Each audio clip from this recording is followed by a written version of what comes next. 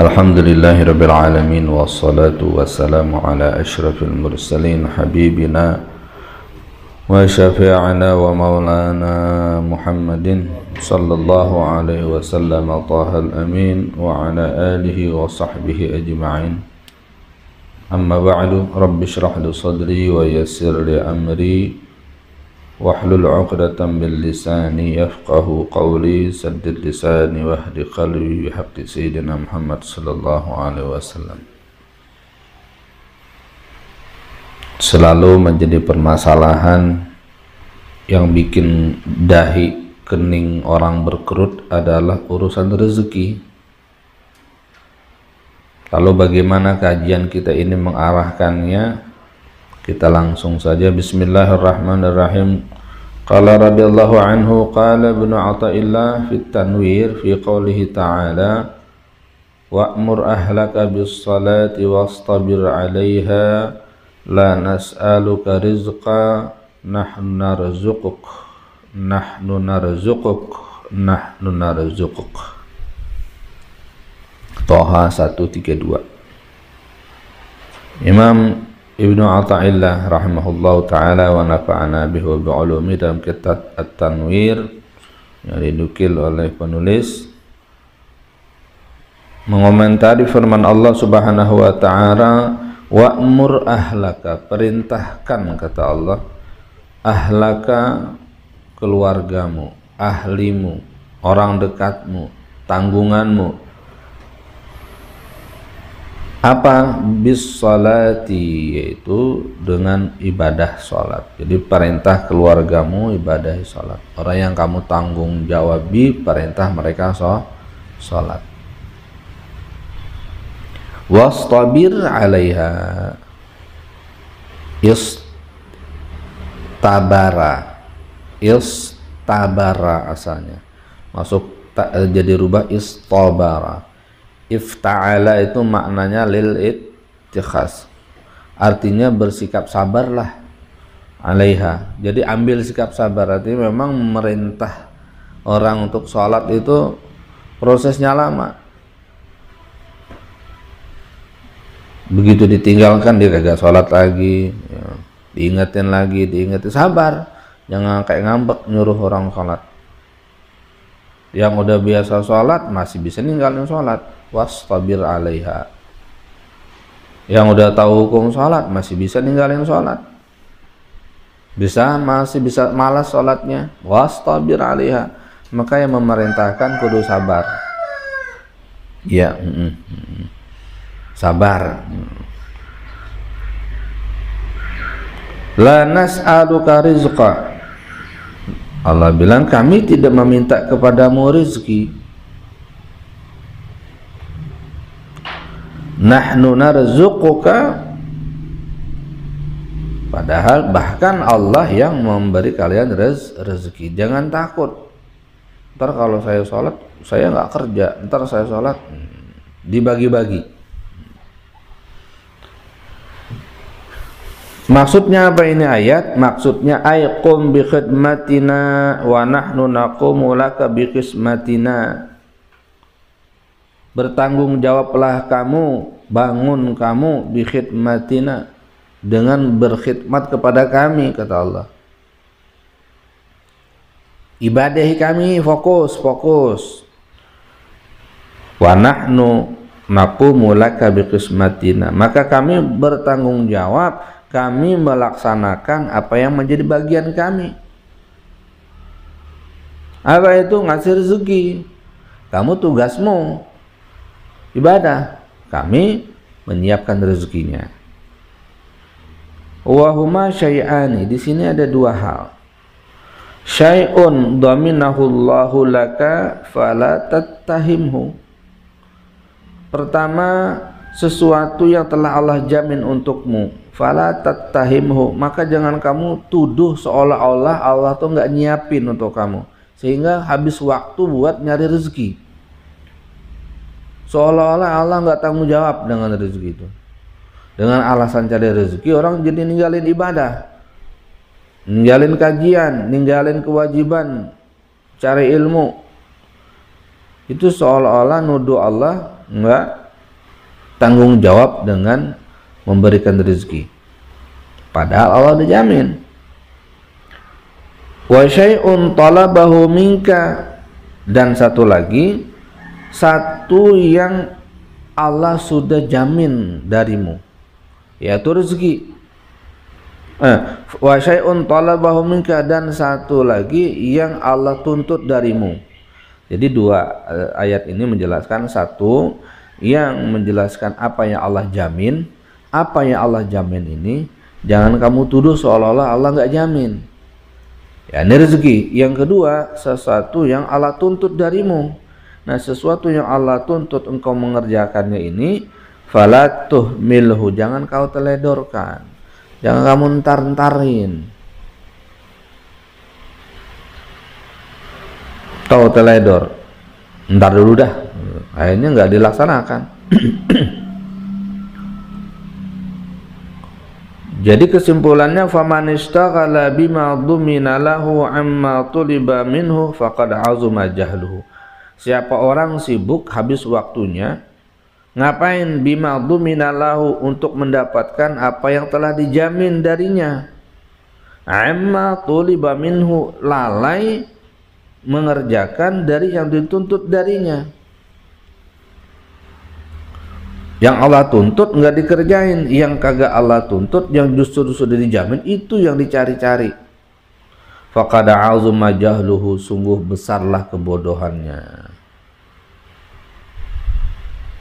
Kan aneh ya, aneh.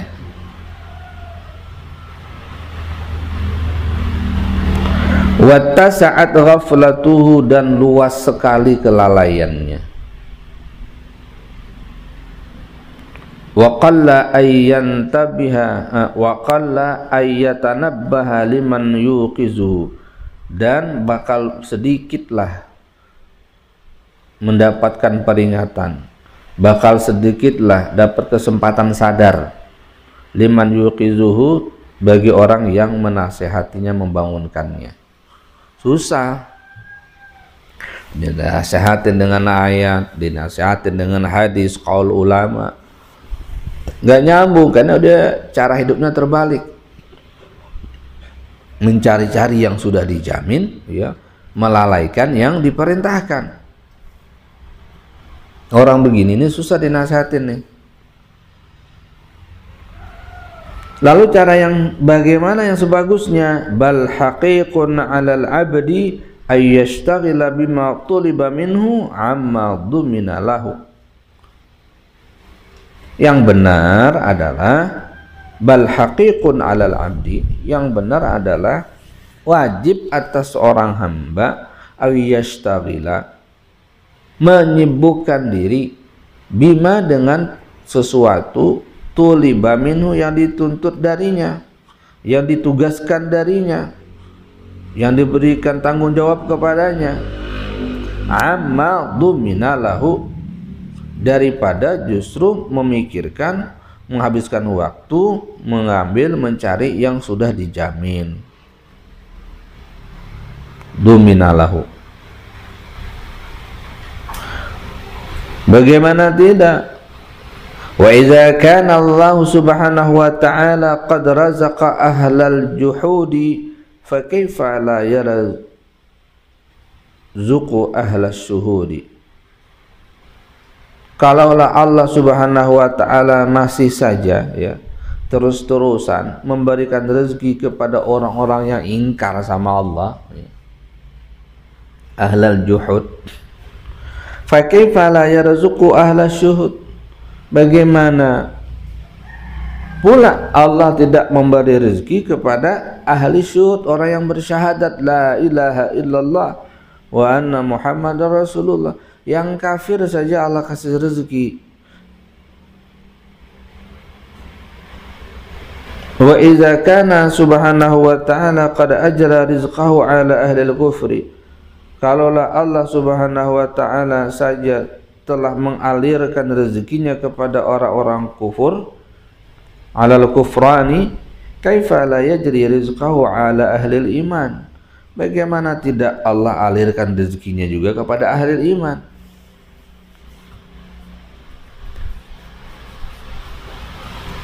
Jadi jangan kagak percaya sama Allah. Oh, rezekinya udah ditentukan. Tugas kamu orang beriman ya beribadah. Habis waktunya tuh kebanyakannya buat ibadah. Cari rezeki itu sababiyah. Jangan sababiyah dihabiskan untuk seluruhnya.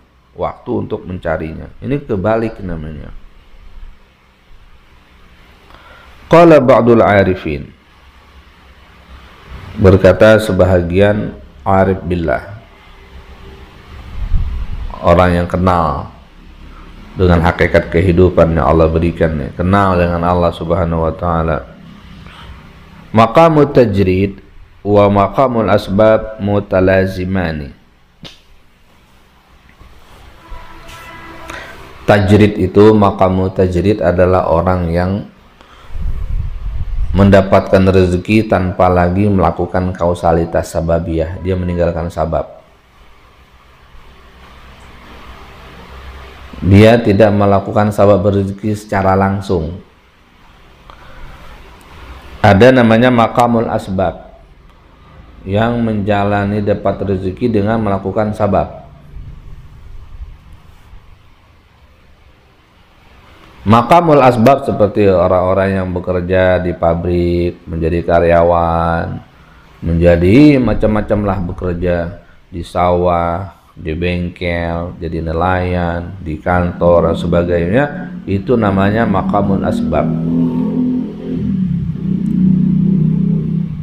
Jelek? Tidak.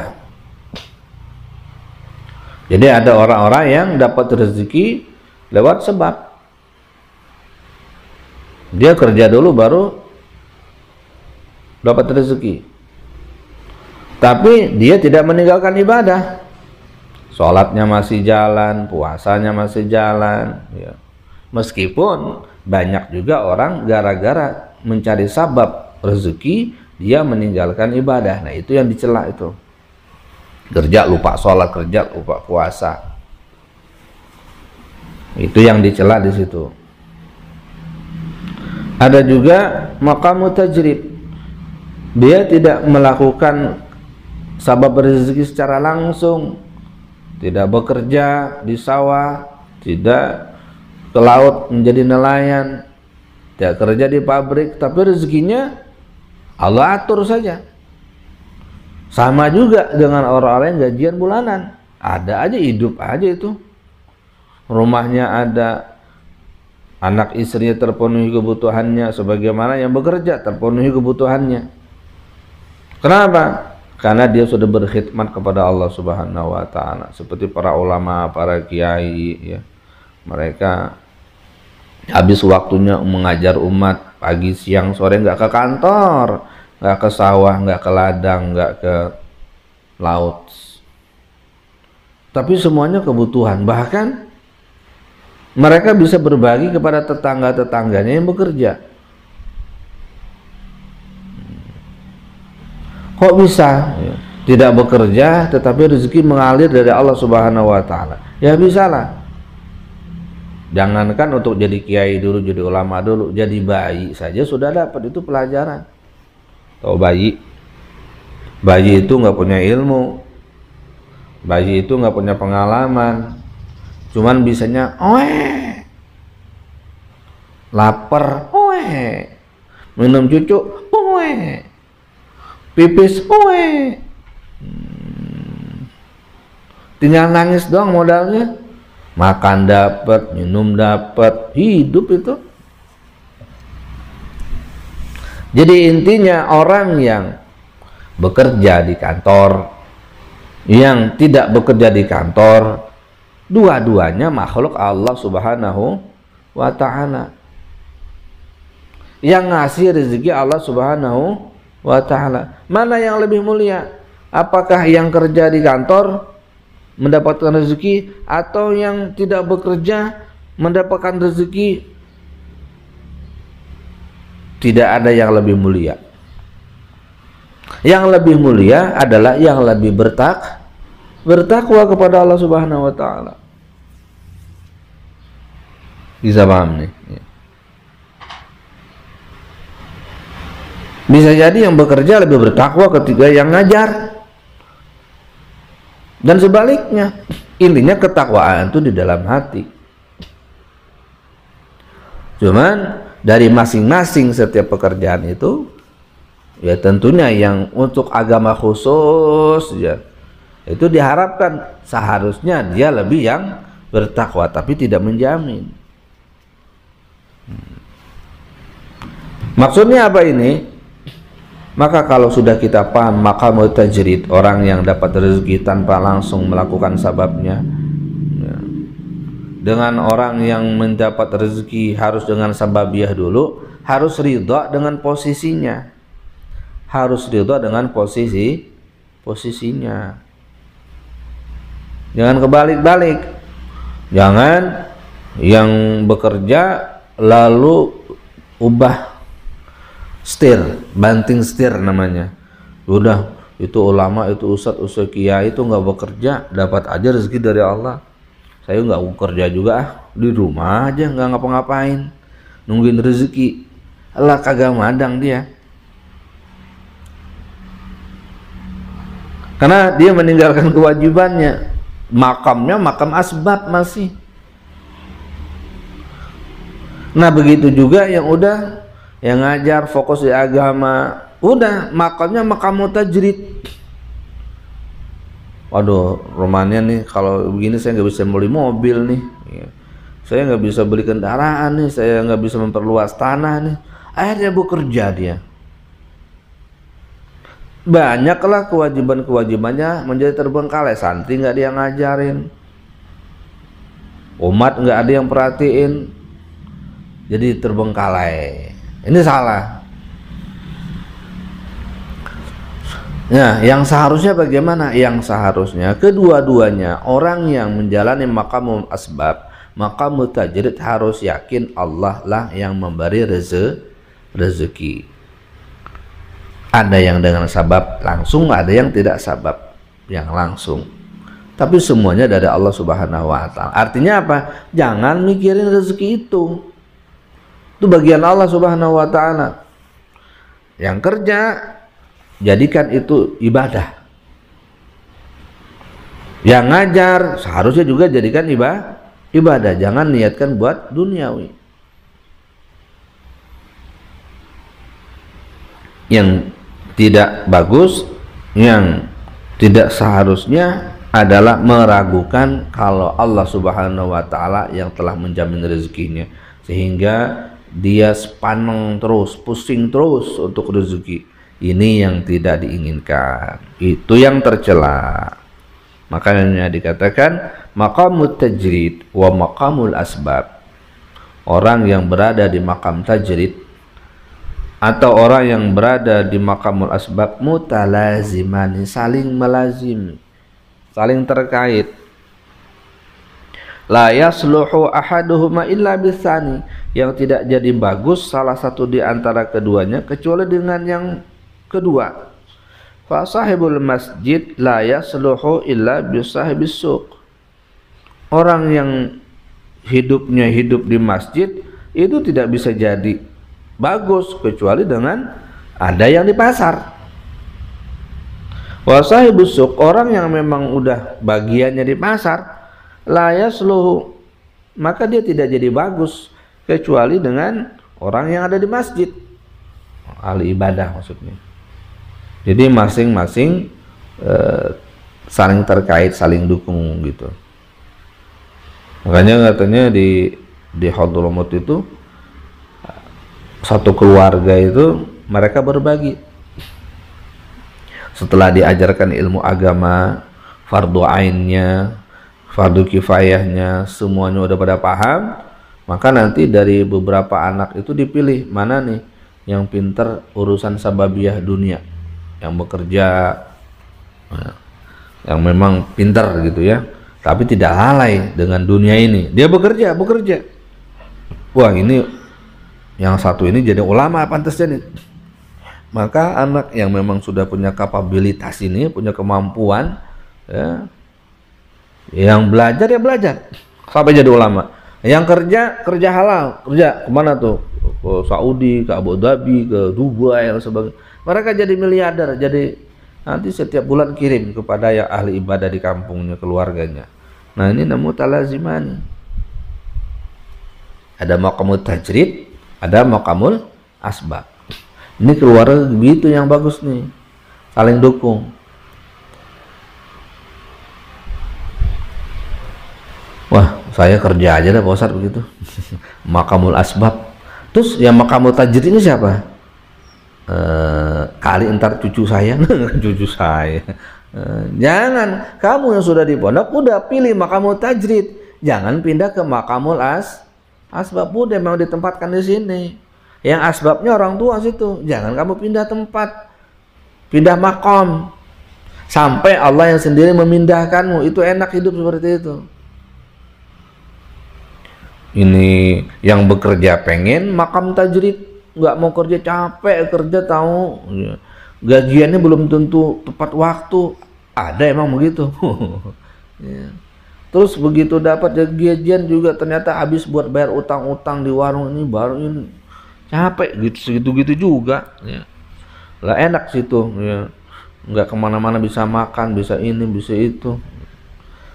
Masing-masing punya maqam, masing-masing punya kapasitas.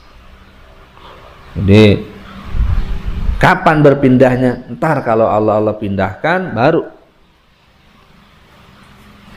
saatnya ada nanti kamu maqamul asbab. Nah, sekarang maqamul tajridnya pakai dulu. Nah, wa'mur ahlaka bis salati wastabir 'alaiha la nas'aluka rizqa nahnu narzuquk.